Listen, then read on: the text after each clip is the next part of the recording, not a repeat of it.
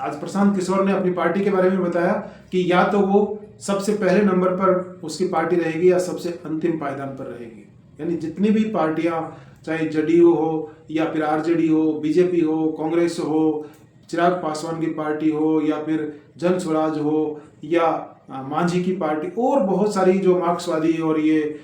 Left front की जितनी भी पार्टियां हैं, जहाँ ओबीसी के सब पार्टियों का उन्होंने एक ब्यौरा बना करके दिया कि या तो जन स्वराज है वो पहले नंबर पर होगी, इसका मतलब उसकी सरकार बनेगी, और यदि ऐसा नहीं है तो वो सबसे अंतिम पायदान पर होगी। तो ये प्रशांत किशोर भी बहुत चालाक पॉलिटिशियन है, क्योंकि उन्होंने तो पॉलिटिशियंस को ट्रेनिंग दी है,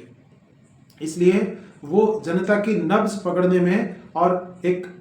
जो नैरेटिव गढ़ने में बहुत ही माहिर इंसान है। तो साफ तौर पर नहीं कह रहे हैं कि वो कितनी सीटें लेकर के आएंगे और सरकार बनाएंगे, किसके साथ मिलकर के बनाएंगे, कि अकेली कोई भी पार्टी है वो बिहार में चुनाव जीत करके नहीं आ रही है। पिछले कई वर्षों से, दशकों से ये परंपरा बनी हुई है, और ज़्यादा पार्टियां होने से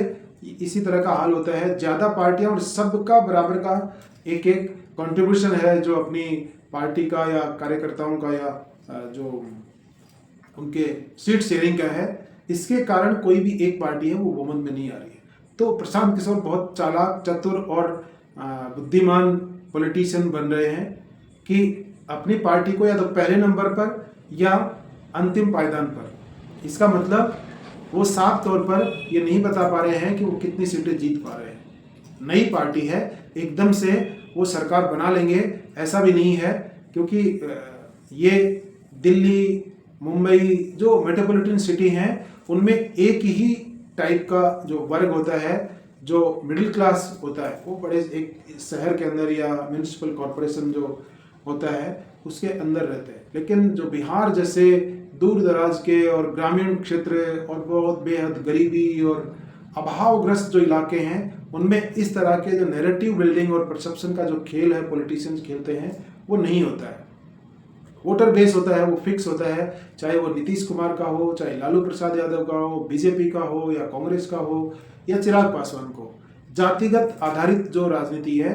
वो ज़्यादा चलती है। वहाँ के लोग इस तरह से कि आप उनको साफ तौर पर ये बता दोगे कि ये आदमी, उसकी फोटो खींच के आप बता दोगे कि भ्रष्टाचार कर रहा है और इसने इतने पैसे का गबन किया है, फिर भी यदि वो उनकी जात का है और उन्हीं के धर्म और जाति का है तो वो उसी आदमी को वोट देंगे। यानी बिहार जातिगत आधारित जो राजनीति है उसका